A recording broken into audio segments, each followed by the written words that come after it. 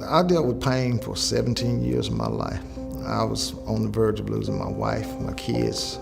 I even got to the point where I was ready to lose my life. I was ready to take my own life.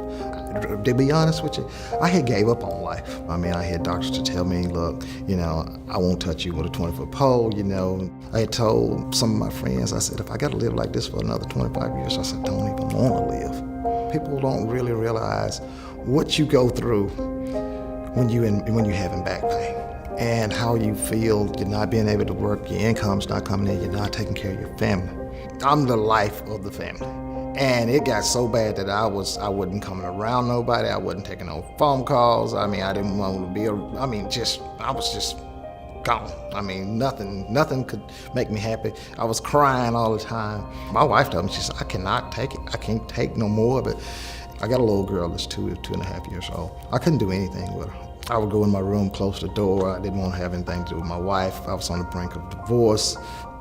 It got so bad that I left home, and I had told myself when I left the home, I grabbed my keys, and my wife said, where you going? I said, I'll be back after a while. But I knew when I left home, I was planning on committing suicide.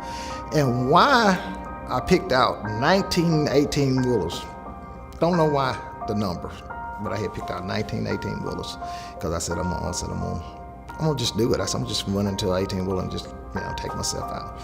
And as I was going down the road, my oldest son, he called me on the phone, and he's like, man, he said, what's going on with you? I said, nothing. He said, no. He said, don't lie to me, Pops. He said, I know something's going on with you. He said, you finna do something crazy. I said, nah, man. He said, meet me over grandmother's house. And he said, man, you gonna talk. So I went over there, and he said, now I was crying. I mean, uncontrollable. And I told him, I said, man, I can't take no more. I said, it's pain. I said, it's driving me crazy.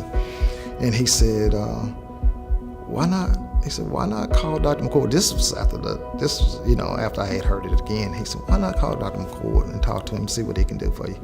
He said, you don't have to do this. He said, you don't have to live this way. And I said, okay. I said, I'll do it.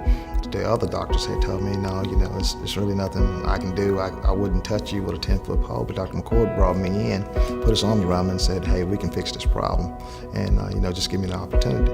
I told him, man, I feel like I'm having a nervous breakdown. I'm losing it for the simple fact that I can't make money like I used to provide for my family.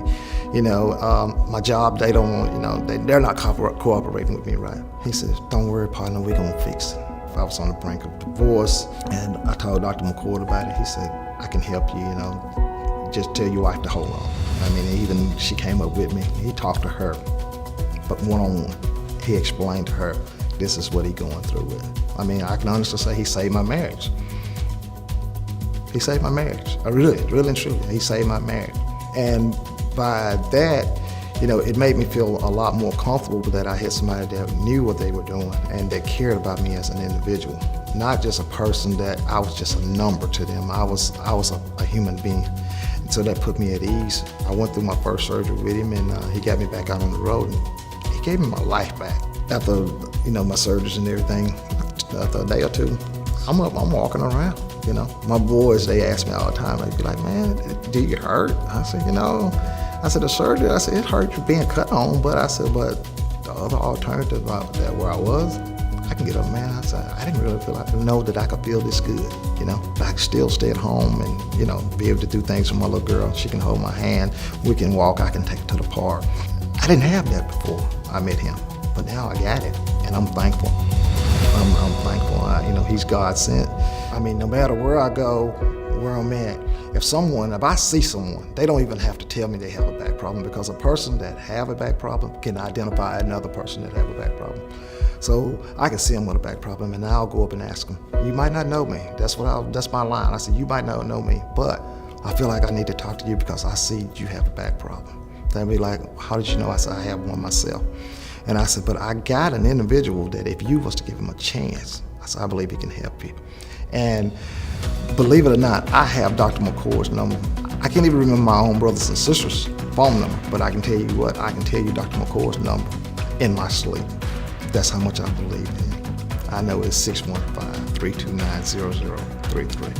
So I remember, how to get in touch with him, let people know where I've been, where I came from and where I'm at now. I'm a walking billboard for Dr. McCoy.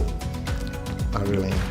I would say that anyone in a mindset that they're ready to give up on life, don't think that they have to live with back pain, because you don't have to. Dr. David McCoy, I have every bit of confidence, every fiber of my being that he can help you. And I know he can. Look at me, I'm a prime example of it.